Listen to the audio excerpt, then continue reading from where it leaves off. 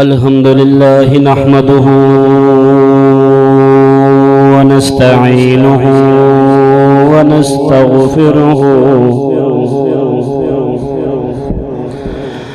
ونستغفره ونؤمن به ونتوکل علیہ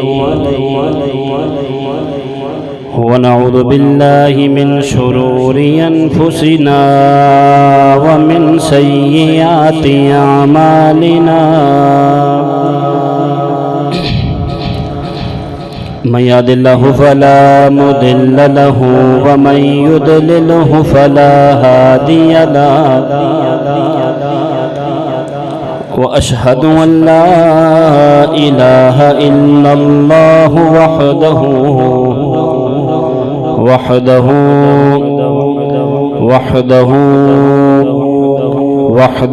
بوحدة موحدا بوحدة موحدا وحيدا وأحدا بلا مدد وجدد ونصب ووصف في الكمال لا شريك له ولا نظير له ولا مثل له ولا مثال له قال الله تبارك وتعالى في القرآن المجيد وَإِذْ نَجَّيْنَاكُمْ مِنْ آلِ فِرْعَوْنَ يَسُومُونَكُمْ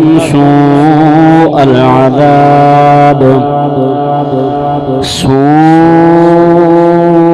الْعَذَابِ يُذَبِّحُونَ أَبْنَاءَكُمْ وَيَسْتَحْيُونَ نِسَاءَكُمْ وفي ذلكم بلاء من ربكم عظيم اللهم نور قلوبنا بالقرآن وزين أخلاقنا بالقرآن وأدخلنا الجنة بالقرآن ونجنا من النار بالقرآن آمنت بالله صدق الله العظيم وصدق رسوله النبي الكريم ببركته إن الله وملائكته يصلون على النبي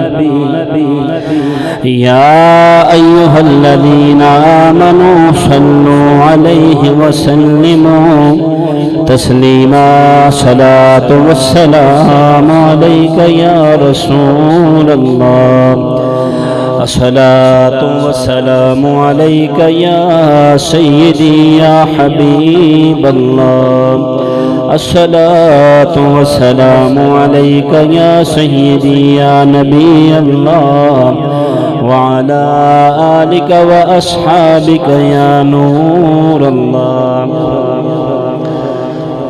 نبی کریم علیہ السلام نے ارشاد فرمایا موجم اوسط کے اندر یہ روایت موجود ہے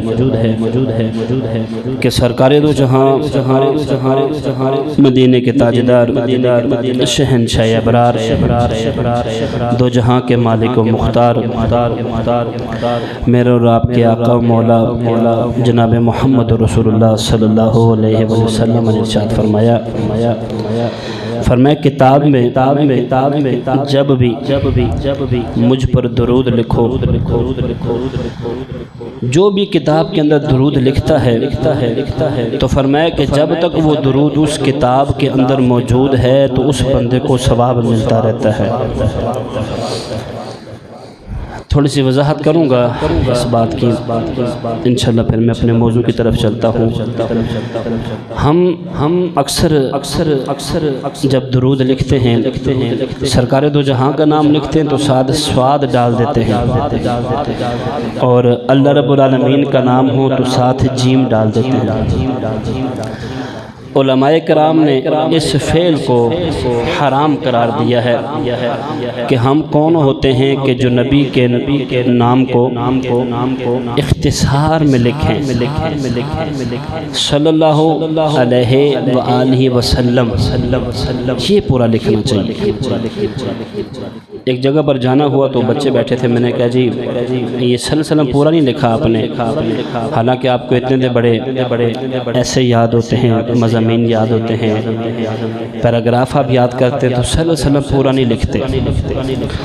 تو میں نے کہا جی یہ کوشش کیا کریں کہ کبھی ان بیچاروں کو کوشش ہی نہیں کی گئی کہ صلی اللہ علیہ وسلم پورا لکھوانا چاہیے، حالانکہ عام روٹین میں آپ دیکھیں تو لوگ کتراتے ہیں اس بات سے کہ یار ٹائم، حالانکہ یہ ثواب کا کام ہے کہ جہاں بھی نبی کریم علیہ السلام کا نام ہو تو صلی اللہ علیہ وسلم پورا لکھنا چاہیے صلی اللہ علیہ وآلہ وسلم۔ اب جب تک وہ وہاں پر لکھا رہے گا تو چاہے قیامت ہو جائے جو بھی ہے، جب تک وہ استعمال ہوتا رہے گا، پڑھتا رہے گا۔ ایک بندے کے بارے میں ایسی ہے کہ اس کو حکم ہوا کہ جنت میں چلا جائے، اب اس کو جب یہ فرمایا گیا تو اس نے کہا کہ الہ العالمین میرا کوئی ایسا عمل تو نہیں ہے کہ جس کی وجہ سے مجھے اس جنت میں جانے کا حکم دیا گیا۔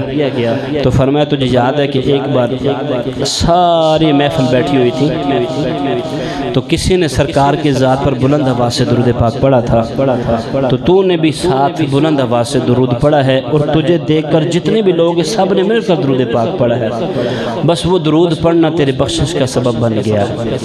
تو ابھی میں نے درود پڑھا تھا لیکن آپ خاموش تھے، تو مل کر سرکار کی بارگاہ میں نذرانہ پیش کریں اس عقیدت کے ساتھ کہ ہم یہاں سے پڑھتے ہیں، سرکار مدینے میں سنتے ہیں۔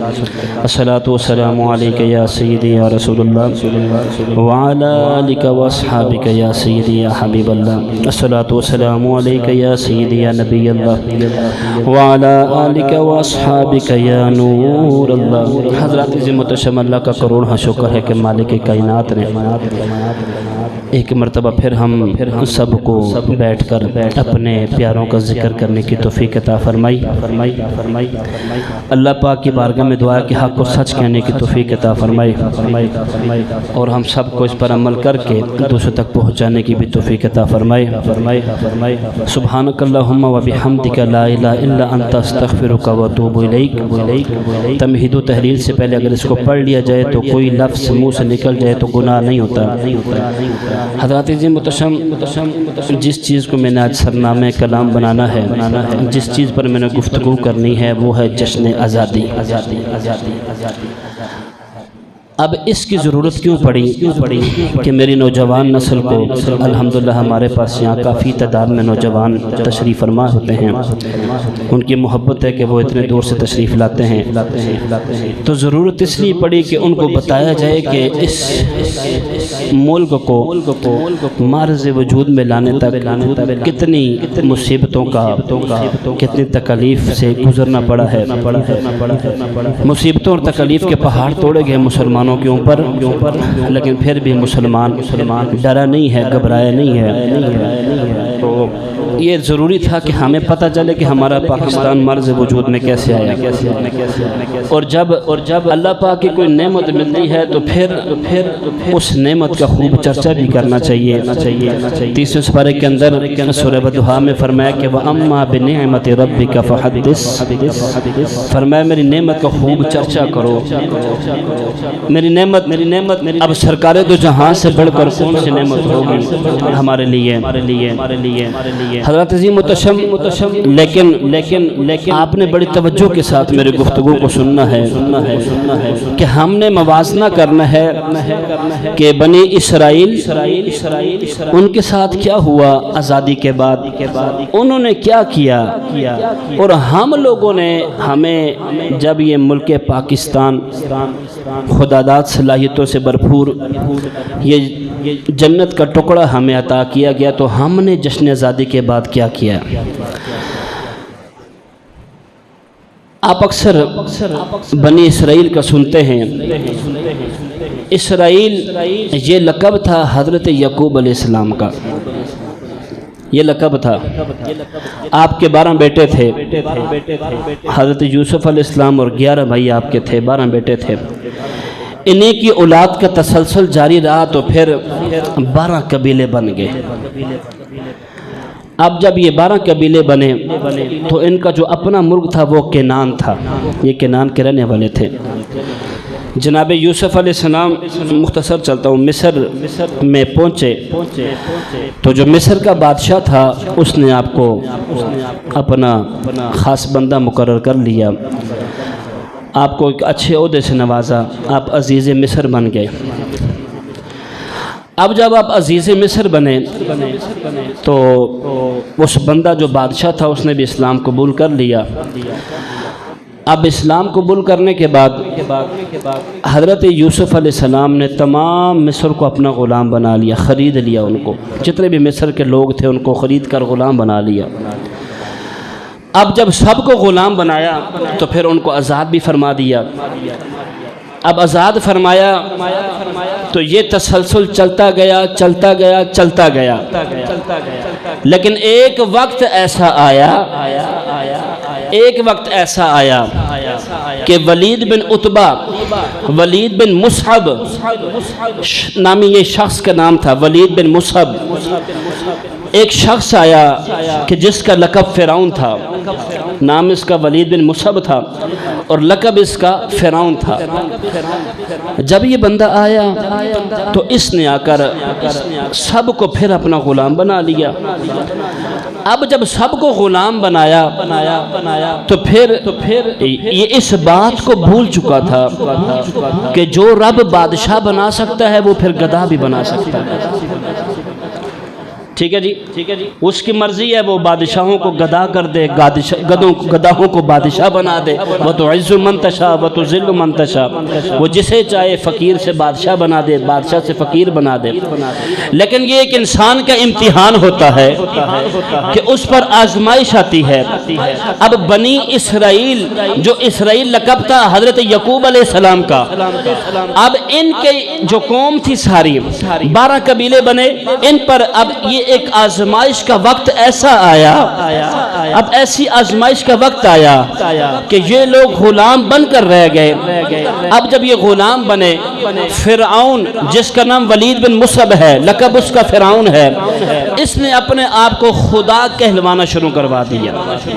ایک لمٹ ہوتی ہے نا انسان کی، جب انسان اپنے سے کراس کر جانے جو اس کے اوقات ہوتی ہے تو پھر وہ اللہ کی پکڑ میں آ جاتا ہے۔ اب اللہ رب العالمین کو اس قوم پر ترس آیا تو پھر اپنے نبی موسیٰ علیہ السلام کو اس قوم کی طرف مبعوث فرمایا۔ ذرا آپ نے میرے ساتھ بالکل ساتھ چلنا تاکہ آپ کو سمجھ آئے میں گفتگو کس طرف لے کے جانا چاہتا ہوں۔ اب جناب موسیٰ علیہ السلام جب آئے تو 2 ہی باتوں پر انہوں نے گفتگو کی۔ ایک یہ فرمایا کہ فرعون تو اس بات سے باز آ جا کہ تو اپنے آپ کو خدا کہلواتا ہے، اور دوسری بات یہ ہے کہ تو ان بندوں کو آزاد کر دے، غلام بنا کر نہ رکھ۔ برکیف بڑے دلائل کے ساتھ بات کی گئی، آمنے سامنے سب کو بٹھایا گیا۔ آپ کو بات کی سمجھ آ رہی ہے؟ میں اسی طرف آ رہا ہوں جو میرا موضوع ہے۔ میں آپ کو سمجھانا چاہتا ہوں کہ آزادی اللہ پاک کی کتنی بڑی نعمت ہوتی ہے۔ نوجوان نسل کو میں خصوصی آپ نے بڑی توجہ کے ساتھ میری گفتگو کو سننا ہے۔ اب یہ آپ نے سامنے بٹھا کر فرعون نے لاکھ کوشش کی، یہاں تک کہ اس نے آخر میں ایک فیصلہ کر لیا کہ اب جناب موسیٰ علیہ السلام کو شہید کروا دیا جائے۔ جب اس نے یہ فیصلہ کیا اور چالیں چلنا شروع ہوا تو اللہ رب العالمین نے جناب موسیٰ علیہ السلام کو پیغام پہنچایا وحی کے ذریعے۔ آپ کو فرمایا اب موسیٰ علیہ السلام نا تشریف لے کر گئے۔ اب جناب موسیٰ علیہ السلام کو حکم ہوا کہ اس طرف تم آؤ اور اپنی قوم کو بھی ساتھ لے کر آؤ۔ اب یہ اپنی قوم کو ساتھ لے کر چلے تو دریا کے میں سے جب یہ گزرنے لگے تو 12 راستے بن گئے دریا میں سے۔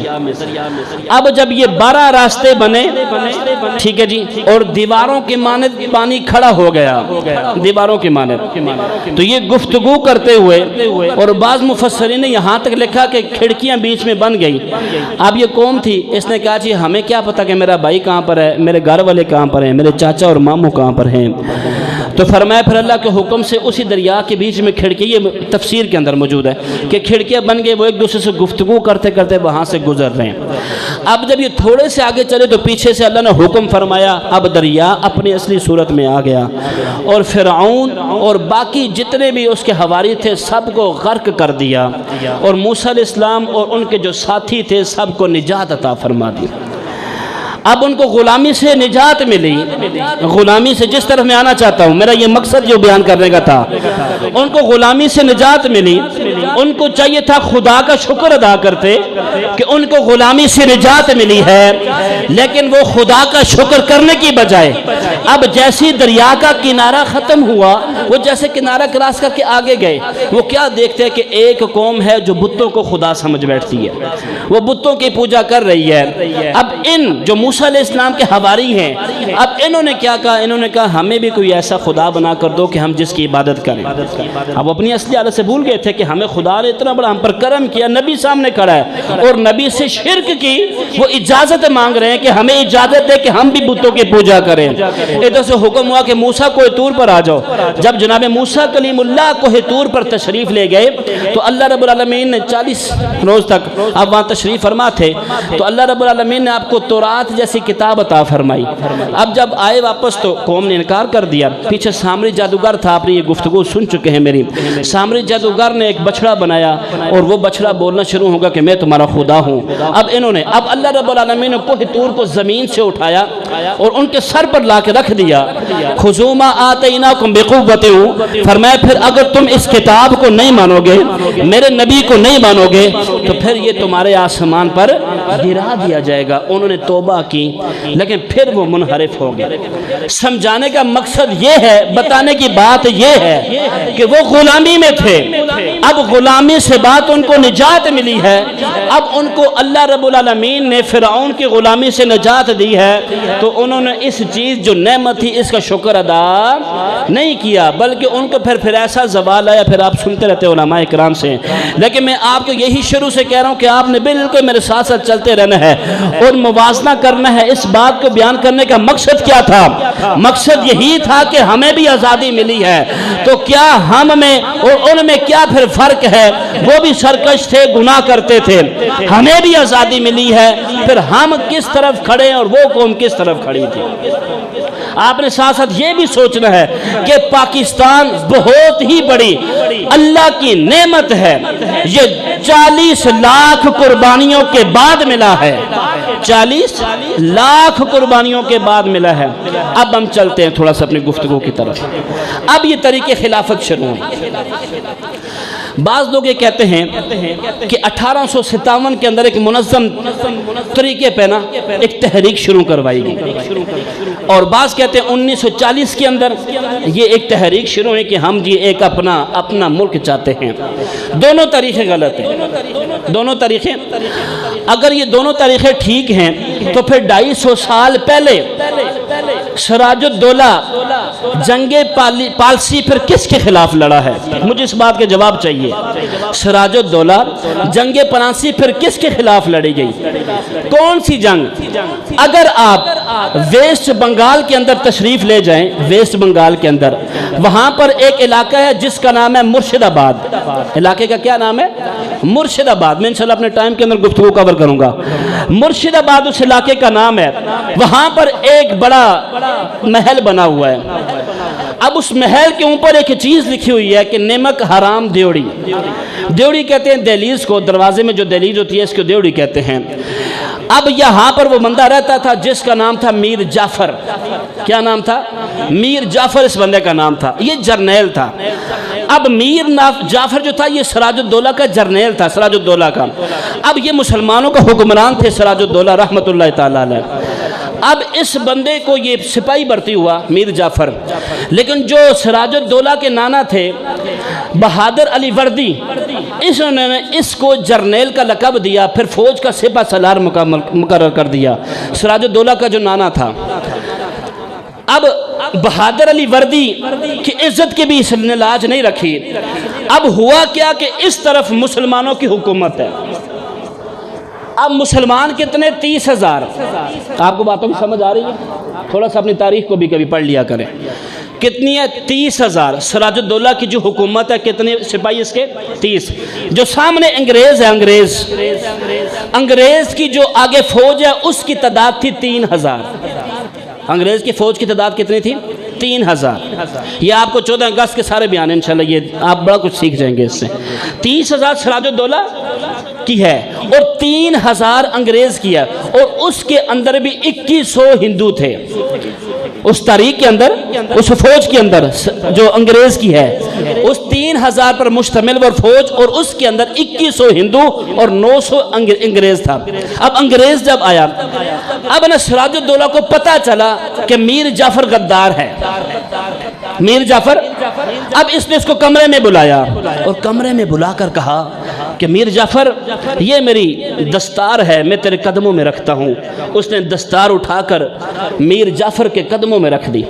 اب جب میر جعفر کے قدموں میں رکھی تو کہا تو چاہے تو اس کو ٹھوکر مار دے اور چاہے تو اس کو اٹھا کر میرے سر پر رکھ دے۔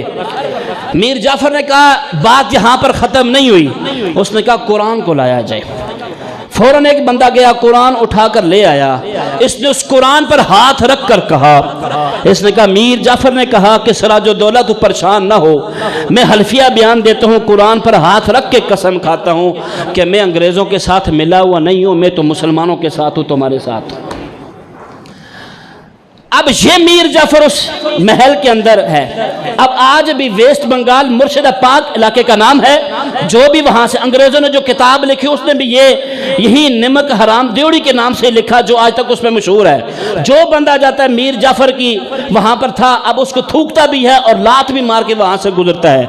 اب ہوا کیا، جب 30,000 کا سامنا 3,000 کے ساتھ ہوا، جب 3,000 جب قلم اٹھی تو خون کے آنسو، پھر وہ لکھنے پہ مجبور ہو گئے کہ 3,000 نے 30,000 کو شکست سے فاش کر دیا۔ ہوا کیا تھا کہ 250 سال پہلے ہی یہ اللہ پاک نے مسلمانوں کو آزادی فرما دینی تھی، لیکن ایک غدار کی وجہ سے مسلمانوں کو اتنا نقصان اٹھانا پڑا کہ آج تک بھی وہ مکمل نہیں ہوا۔ اب میر جعفر نے جب غداری کی انگریزوں کے ساتھ ملا تو سراج الدولہ کے 30,000 فوجیوں کو شکست ہوئی۔ سراج الدولہ نے منہ چھپا کر ایک درویش کی جگہ پر ایک درویش کے گھر میں پناہ لی اپنی جوان بیوی اور بیٹی کے ساتھ۔ اب جب سراج الدولہ نے وہاں پناہ لی تو میر جعفر کا جو بیٹا تھا میر میرا، اس کو پتا چلا، اس نے بندے بھیج کر وہاں پر ہی شہید کر دیا تھا سراج الدولہ کو۔ مجھے بتاؤ، سراج الدولہ مسلمانوں کا حکمران تھا، کس نے اس کو شہید کیا؟ مسلمان ہی نے اس کو شہید کیا تھا۔ پتا چلا تو جہاں پر غدار ہوتے ہیں نا، غدار یہ لوگ کبھی بھی ملک کو آگے بڑھنے نہیں دیتے۔ 250 سال پہلے کی یہ جدوجہد پھر کہاں گئی ہے؟ یہ 1857 یا 1940 تو یہ بات کی باتیں ہیں۔ پھر بعض لوگ کہتے ہیں نہیں جی لیاقت چودھری رحمت علی نے پاکستان کا نام پیش کیا تھا۔ میں کہتا ہوں آپ تاریخ کو پڑھ کے دیکھیں نا، تاریخ کو پڑھ کے دیکھیں، ہسٹری آف پاکستان پورا اسلامک آپ سٹڈی کریں تو آپ کو پتا چلے گا کہ یہ رحمت علی نے تو پیش بعد میں کیا تھا۔ پہلے جس بندے نے پیش کیا تھا نام تھا برہان الدین جلال پوری رحمت اللہ تعالی۔ یہ اللہ کے بہت بڑے ولی تھے۔ اللہ کے بندو، ہمارے تک علماء کی باتیں پہنچائی نہیں گئی ہیں۔ یہ بیچ میں سے بعد لوگ کہتے ہیں جی اگر فضل حق خیر آبادی رحمت اللہ تعالیٰ علیہ، کفایت علی کافی رحمت اللہ تعالیٰ علیہ، محدث اعظم چھچھوتی رحمت اللہ تعالیٰ علیہ، اتنے علماء نے 22,000 علماء اہل سنت نے قربانی دی ہے تو پاکستان مرد وجود میں آیا ہے۔ یہ علماء کا تذکرہ کیوں نہیں آج کیا جا رہا؟ پھر وہ کون سے بندے تھے کہ جن کو توپوں کے آگے رکھ کر توپ کو فائر کیا جاتا تھا، جسم کے ٹکڑے ٹکڑے کر دیے جاتے تھے؟ یہ برہان الدین جلال پوری رحمت اللہ تعالی علیہ فرماتے ہیں ہم 10 بندے بیٹھے ہوئے تھے، تو ہم نے جب گفتگو کی کہ ہم جس ملک کے لیے کوشش کر رہے ہیں اس کا نام بھی تو عبید بھائی ہونا چاہیے، اس ملک کا نام بھی تو ہونا چاہیے۔ کہتے ایک بندہ کھڑا ہوا، اس نے کہا نام رکھو اعظمستان، کیونکہ قائد اعظم محمد علی جناح کا نام قائد اعظم تھا۔ انہوں نے کہا جی ملک کا نام کیا رکھیں گے؟ اعظمستان۔ انہوں نے کہا نہیں یار کوئی اور نام پیش کرو۔ پھر ایک اور شخص کھڑا ہوا، اس نے کہا ہم نام رکھتے اسلام آباد۔ کیا نام رکھتے ہیں پاکستان کا؟ اسلام آباد۔ پھر ایک اور بندہ کھڑا ہوا، اس نے بھی اپنی تجویز پیش کی، پھر ایک اور بندہ کھڑا ہوا، اس نے بھی تجویز پیش کی، لیکن یہ فرماتے ہیں کون؟ برہان الدین جلال پوری رحمۃ اللہ تعالی علیہ، آپ فرماتے ہیں کئی دفعہ فرما چکے تھے، کہتے ہیں یار مجھے نہیں پتا میرے منہ سے پاکستان کیسے نکلا ہے۔ بلند آواز سے بولیں یار، خدا کی عزت کی قسم، پوچھنا ہے اگر نا اپنے قدر و قیمت پوچھنی ہے تو برما والے سے پوچھو کہ آزادی کی نعمت کیا ہوتی ہے۔ یہ پاکستان کو ایسے نہیں ملا، خدا کا شکر کیا کریں، خدا کا شکر کیا کریں۔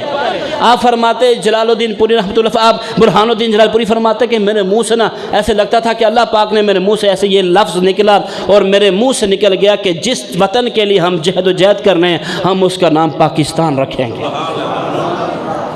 ہم اس کا نام، بلند آواز سے بولو، اس کا نام 40 لاکھ لوگوں نے قربانی لیا یار، ایسے مل گیا پاکستان۔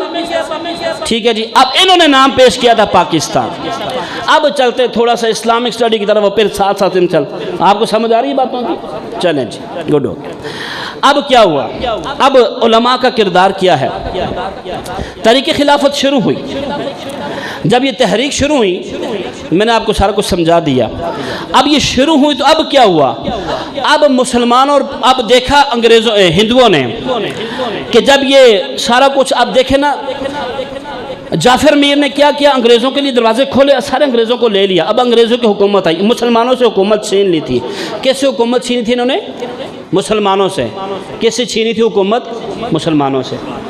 اب انگریز آئے تو اب انگریز پہ جب روب دبدبہ پڑا، انہوں نے کہا یار ہمارے ہاتھ سے یہ کام نکلتا جا رہا ہے۔ اب انہوں نے کیا کہ چھینی تھی مسلمانوں سے، جیسے میری چیز ہو، میں سخاوت بھائی کو چیز دیتا ہوں، میں واپس لوں گا تو میں ہی لوں گا۔ اب مجمع فیصلہ کرتا ہے جی یار شہباز بھائی نے سخاوت بھائی سے چیز لی ہے تو واپس بھی، آپ کو مثال دے رہا ہوں، ٹھیک ہے، واپس کس کو کرنی چاہیے؟ سخاوت بھائی کو کرنی چاہیے، ٹھیک ہے، نہیں، انہوں نے مسلمانوں سے لیا تھا، پر جو وطن تھا، ملک تھا، میں سے جو حکم مسلمانوں کی حکمرانی تھی وہ مسلمانوں کو، انہوں نے مسلمانوں کو نہیں دی، ہندوؤں کو دے دی۔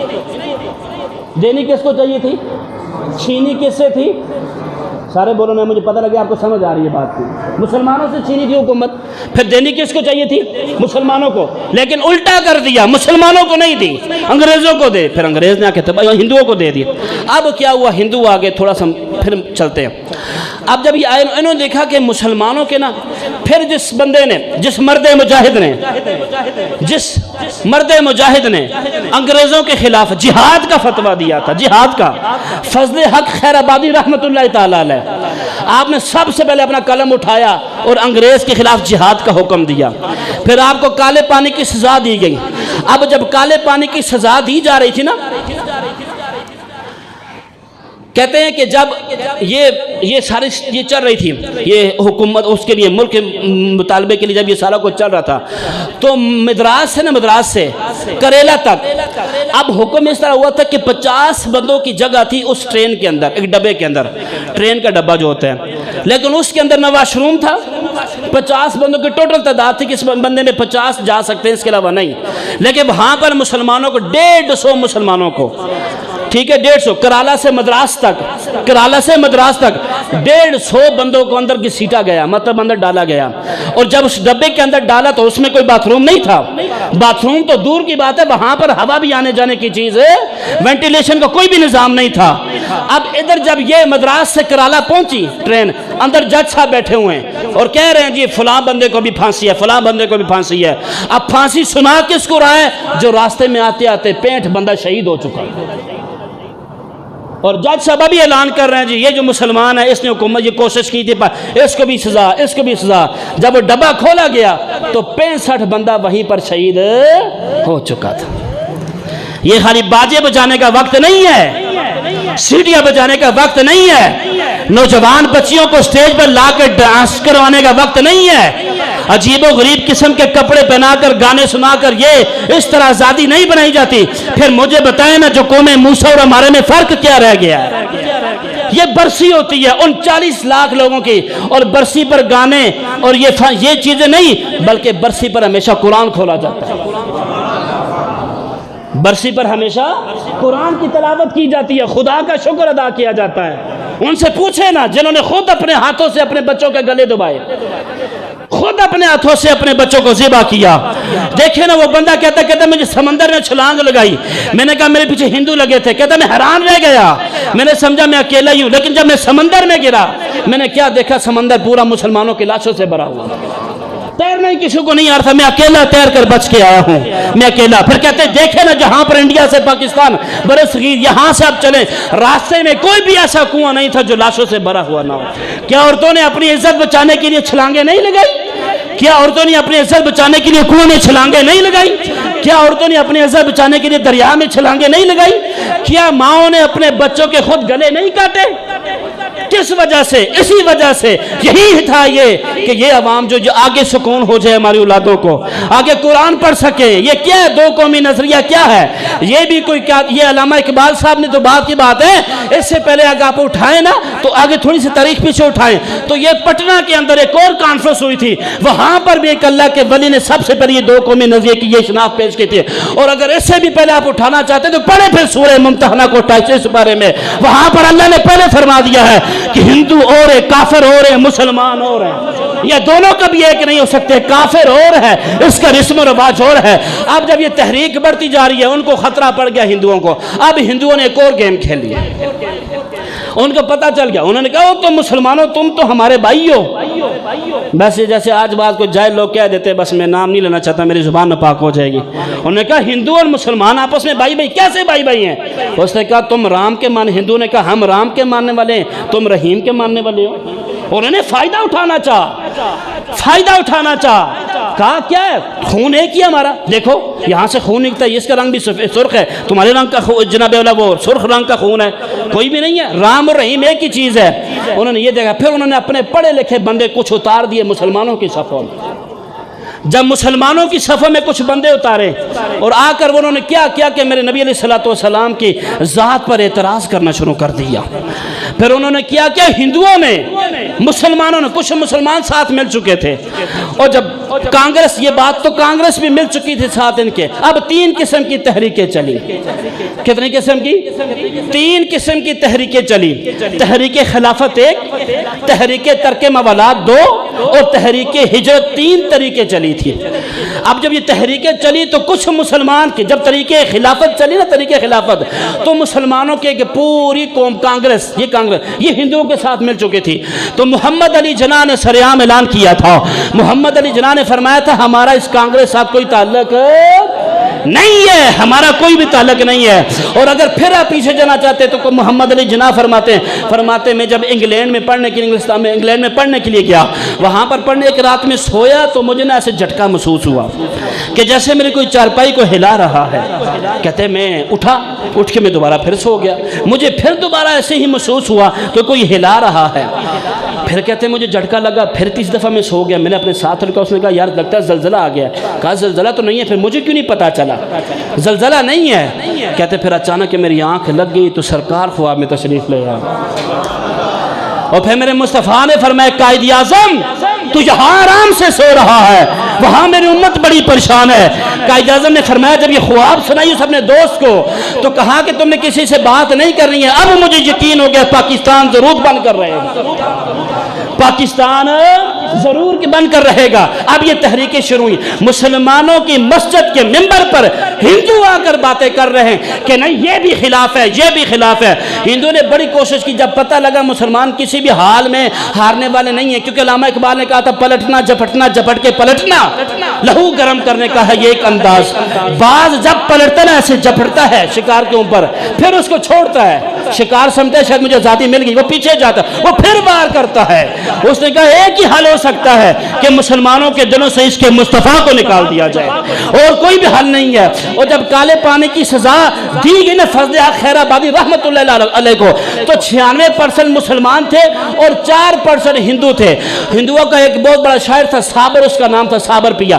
اب اس کو جب یہ سزا ہوئی نا تو اس نے انگریزوں کو خط لکھا، اس نے جب دیکھا 2-3 دن اس نے خط لکھا، اس نے کہا میں تمہارے ساتھ ہوں، میں کوئی بھی جد و جہد نہیں کروں گا، آزادی کے لیے مجھے تم اپنے ساتھ ملا لو۔ اور 1922 کے اندر اندر پھر وہ مل گیا تھا سارے معاملات سارے، لیکن وہ اب ہندوؤں نے وہ انگریزوں نے کہا یار آخر ان کے اندر ایسی کون سی چیز ہے، یہ مسلمانوں کے اندر ایسی کون سی چیز ہے کہ یہ کسی طرح سے پیچھے آنے والی نہیں ہے۔ پھر ہندوؤں نے ان سب نے مل کر جب اپنے بندے سارے اتارے نیچے اور مسجدوں کے ممبر پر آ کر انہوں نے بیان شروع کر دیا، پھر آپس میں کچھ نام نہاد کے جو مسلمان تھے وہ بھی بیچ میں آ گئے۔ اب جب یہ ساری خلافت شروع ہوئی نا، سارا کام شروع ہوا، پھر ایک مرد مجاہد اٹھا۔ آپ نے تاریخ میں اس سے پہلے نہیں اس طرح کا پڑھا ہوگا، ایک مرد مجاہد اٹھا جن کو امام اہل سنت مجددین و ملت پرمانہ شمع رسالت الشاہ امام احمد رضا خان رحمۃ اللہ علیہ۔ پھر جب تاریخ خلافت چلی تو آپ نے ایک رسالہ لکھا دوام العیش کے نام سے، پھر تاریخ ترک موالات چلی تو پھر آپ نے ایک اور رسالہ لکھا تابع النور کے نام سے، پھر جب تحریک ہجرت چلی تو پھر آپ نے اعلام الانام نام سے ایک اور رسالہ لکھا۔ اگر آپ ان چاروں رسالوں کو پڑھنا چاہتے ہیں، ان تینوں رسالوں کو، اور رسالے میں لکھ کر انگریز کی جتنی بھی چال تھی آپ نے ساری فاش فرما دی۔ فتاوی رضویہ کے 14ویں جلد کے اندر یہ تینوں رسالے آج بھی موجود ہیں اگر آپ پڑھنا چاہتے ہیں۔ پھر آپ نے مسلمانوں کو ابھارا کہ تمہیں کیا ہو گیا ہے، یہ تو تمہارے خلاف چال چل رہے ہیں، یہ وہ معاملات سارے ایسے چلتے گئے۔ اعلیٰ حضرت نے بڑے ہی طریقے کے ساتھ بڑے ہی پیار کے ساتھ لوگوں کو پھر کیا کیا، ادھر سے نعت شروع کر دی۔ اعلیٰ حضرت نے اپنا قلم اٹھایا اور شعر لکھنا شروع کیا، کیونکہ انہوں نے سرکار کی ذات پر بھی اعتراض کیا تھا، ٹھیک ہے۔ ادھر سے کہا کہ کہیں پھر ایک گلی میں پھر فرماتے وہاں پر جو کانفرنس ہوتے میں پہلے 2 لاکھ بندہ جمع ہوا تھا، 2 لاکھ بندہ۔ اس دور کے اندر 2 لاکھ بندہ اکٹھا کرنا آسان کام نہیں تھا، جس کے اندر 500 مشائخ اور 7000 علماء کرام بھی جلوہ گر تھے۔ پھر پیر جماعت علی شاہ صاحب رحمۃ اللہ تعالیٰ علیہ آپ اپنے وہاں پر تشریف فرما تھے۔ پھر کچھ یہ کرتے کرتے جب یہ خلافت چلی، ایک تحریک چلی تو پھر اعلیٰ دنیا سے تشریف فرما گئے تھے۔ پھر آپ نے ایک پوری اپنی کابینہ کے اندر خلیفہ مجاز عبدالعلی میراٹھی رحمۃ اللہ تعالیٰ علیہ، کون خلیفہ مجاز؟ اعلیٰ حضرت کے یہ خلیفہ تھے، محدث اعظم پیر جماعت علی شاہ صاحب اور بڑے ہی علماء کرام اس ایک پوری جماعت کے اندر شامل تھے۔ فرمایا میں تو اس دنیا سے پردہ کرنے لگا، اب تم نے پیچھے سے سارا نظام سنبھالنا ہے۔ اب یہ جو عبدالعلی میراٹھی رحمۃ اللہ تعالیٰ علیہ جو خلیفہ تھے اعلیٰ حضرت کے، آپ کون تھے کہ جو قائد اعظم کے شانہ بشانہ ساتھ چلے تھے؟ پھر قائد اعظم نے آپ کو دوسرے ممالک میں سفیر بنا کر بھیجا تھا، اور جو ہسٹری جانتے سارے جو طالب علم ہیں ان کو پتہ ہے، جو اس کو نا اسلام کے سفیر کا خطاب ملا یہ سب سے پہلے عبدالعلی میراٹھی رحمۃ اللہ تعالیٰ علیہ تھے۔ آپ کو سفیر اسلام کا خطاب دیا گیا، سفیر اسلام کا آپ کو خطاب دیا گیا۔ پھر کرتے کرتے حضرات ذوالفقار ایک وقت تھا، جمعے کا دن تھا، لیلۃ القدر میں لوگ عبادت میں مصروف تھے، لوگوں نے ریڈیو اپنا آن کیا تو آواز آئی مبارک ہو پاکستان مرز وجود میں آ چکا ہے، مبارک ہو پاکستان ایک اپنا علیحدہ ملک بن چکا ہے۔ بس بات ختم ہو گئی، ٹائم ختم ہو گیا ہے۔ اب دیکھیں نا آپ آتے ہی لیٹ ہے، میں نے آپ کو کئی جمعہ میں کہا کہ آپ لیٹ تشریف لاتے ہیں۔ اب یہ اتنا طویل موضوع تھا، مجھے بتائیں اب ٹائم ختم ہے، کئی لوگوں نے جانا ہوتا ہے، انہوں نے آفس وغیرہ جانا ہوتا ہے، تو ہماری یہ کوشش ہوتی ہے کہ یار جلدی ختم کریں، لیکن اب آپ خود دیکھیں اگر آپ 1 بجے تشریف لاتے تو میں 1 بجے شروع کر دیتا۔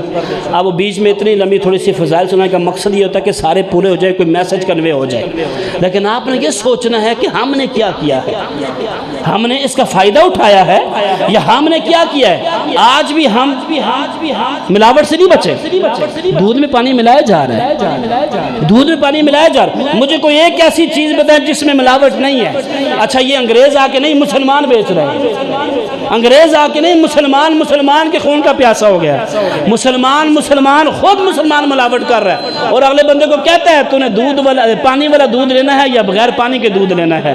ہم نے خود ہی پھر سوچا یار اب میں یہ نہیں کہتا وہاں پر نبی کون تھے، تھی تو قوم موسیٰ، نبی تھے جناب موسیٰ علیہ السلام، توجہ چاہوں گا، تھی تو قوم موسیٰ علیہ السلام کی، نبی کون تھے؟ موسیٰ علیہ السلام، تھی وہاں پر کتاب تورات۔ اب اگر ہم دیکھیں تو ہمیں امت محمدیہ، ہمارے نبی تھے، ہمارے نبی ہیں محمد صلی اللہ علیہ وسلم، ہمارے نبی ہیں، کتاب ہماری قرآن ہے، دین ہمارا اسلام ہے۔ ہمیں تو غور کرنا چاہیے، غور 14 اگست کو آپ آئیں، 2 دن کے بعد 14 اگست ہے، آپ پڑھیں، احسان ثواب کریں ان لوگوں کے لیے، ان کا احسان۔ اور یار اگر آج میرے گھر میں آج بھی اگر گانے سنے جا رہے ہیں نا تو پھر میں 40 لاکھ لوگوں کا جو خون ہے نا اس کا حق ادا نہیں کر سکا۔ میرے گھر میں اگر آج بھی انڈیا کی فلمیں چل رہی ہیں، کوئی بھی فلم ہے، کسی طرح کی حریانی یا فحاشی ہے، ترقی یہ نہیں ہے، یہ تنزلی ہے۔ تنزلی کیوں کہ آج مسلمانوں کے گھروں میں قرآن کی جگہ گانوں کی آوازیں آ رہی ہیں، مسلمانوں کی مسجدوں کے اندر نمازی نظر نہیں آ رہے، قرآن ہے پڑھنے کے لیے قاری موجود نہیں ہے۔ تو پھر خود آپ دیکھیں کہ 40 لاکھ مسلمانوں کی جو قربانی دی ہے، کیا کل ہم ان کو منہ دکھانے کے قابل ہیں کہ نہیں؟ ہم ان کو منہ اپنا دکھا سکتے ہیں؟ نہیں۔ کیوں؟ ہم کیسے دکھائیں؟ ہم نے صبح ہوا لڑکوں نے موٹر سائیکل سے سلنسر اتار دیے، ٹھیک ہے جی، لوگوں نے عجیب و غریب قسم کا لباس پہن کے چلو جی ہم چل، نہیں، اس چیز کا نام نہیں ہے۔ آپ خدا کا شکر ادا کریں، مسجد میں آئیں، نفل پڑھیں، دعا کریں ان کے لیے سال ثواب کریں، سارا دن درود پڑھتے پڑھتے گزار دے، پھر ہم نے ان کا حق ادا کیا ہے۔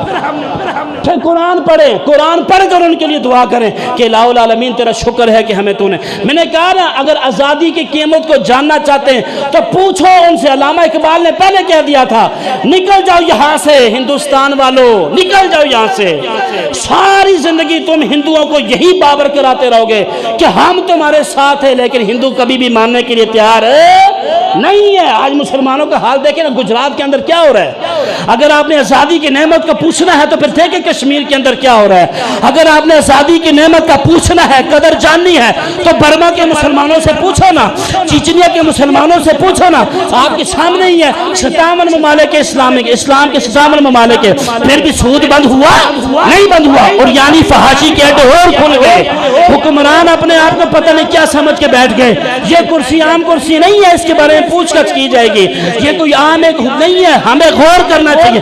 کوئی فائدہ نہیں ہے معاشرے پر گفتگو کرنے کا، جب تک میں اپنے آپ کو نہیں سنبھالوں گا معاشرہ کبھی بھی ترقی نہیں کر سکتا ہے۔ یہ بات یاد، ہمیں کیا ہے، کوڑا اٹھا کر ہم سامنے یہ پلاٹ میں ڈال دیتے ہیں، یہ مسجد کے سامنے پلاٹ اٹھا کے کچرا، پان کھاتے کھاتے مسلمان کی دیوار پر پان پھینک دیا مسجد کے سامنے، یہ آپ کے مسجد کے سامنے کچرا اٹھاتے ہیں، یہاں پر آ کے لوگ کچرا پھینک دیتے ہیں۔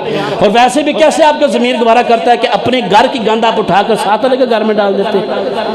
یار ہم مسلمانوں کو کیا ہو گیا ہے؟ کبھی ہم اس طرف آئی نہیں ہے، یہاں سے جوتیاں چوری ہوتی ہیں، جمعے کے بعد اوپر جائیں تو جی آپ کی مہربانی یا جوتی چوری، یار ہم مسلمان ہیں یار۔ جس دن کولر کے ساتھ زنجیر نہ ہوگی، گلاس اکیلا ہوگا، میں سمجھ جاؤں گا ہم آزاد ہیں۔ جس دن ہماری مسجدوں سے جوتیاں چوری نہیں ہوں گے، میں سمجھ جاؤں گا کہ ہم آزاد ہیں۔ جس دن یہ کچرا ہمیں نظر نہیں ہے، ہم کن کا انتظار کرتے ہیں؟ ان کا کن کا انتظار کریں؟ خود ہمیں آگے بڑھنا پڑے گا۔ محمد علی جناح بھی فرماتے ہیں، اور یہ آپ کو مذاق لگ رہا ہے، اس میں خون کیا شامل ہے؟ جب یہ مسلمانوں نے کہا نا ہم پاکستان کو لے کر رہیں گے، ہم ایک اپنا الگ مرز وجود میں ملک آئے گا، ایک بچہ آج کل کے بچے آپ دیکھ لیں، ایک بچہ اٹھا، وہ بچہ ایسے بھاگ رہا تھا تو راستے میں گرا، اب گرا تو اس کے گھٹنے پر چوٹ لگی، خون نکلنا شروع ہو گیا، ہندو ہنسنا شروع ہو گیا، ہندو کہتا ہے اے لو جی انہوں نے اپنا پاکستان آزاد کرانا ہے، یہ تو رو رہا ہے۔ اس بچے نے کہا او مردود، یہ میری بات یاد رکھ، میں رو اس وجہ سے نہیں رہا کہ مجھے چوٹ لگی ہے، رو اس وجہ سے رہا ہوں، یہ خون تو میں نے پاکستان آزاد کروانے کے لیے رکھا ہوا تھا، میرا خون ضائع ہو گیا، میرا خون ضائع ہو گیا۔ جب میں تب آزادی سمجھوں گا جب یہ سود پر پابندی لگ جائے گی، میں تب آزادی سمجھوں گا جب جناب والا مسلمان ایک دوسرے سے پیار کریں گے، میں تب آزادی سمجھوں گا جو بھائی اپنے لیے پسند کرے وہ اپنے بھائی کے لیے پسند کرے گا، میں تب آزادی سمجھوں گا جب گانوں کے بجائے قرآن کی آواز آئے گی، میں تب آزادی سمجھوں گا جب ہماری بہنیں پردہ کریں گی، میں تب آزادی سمجھوں گا جب سود ختم ہو جائے گا، سارے گناہ ختم ہو جائیں، کوئی اگر کافر آ جائے وہ گلی سے گزرے تو پتہ چلے یہ مسلمان کا گھر ہے۔ واخر دعوانا الحمدللہ۔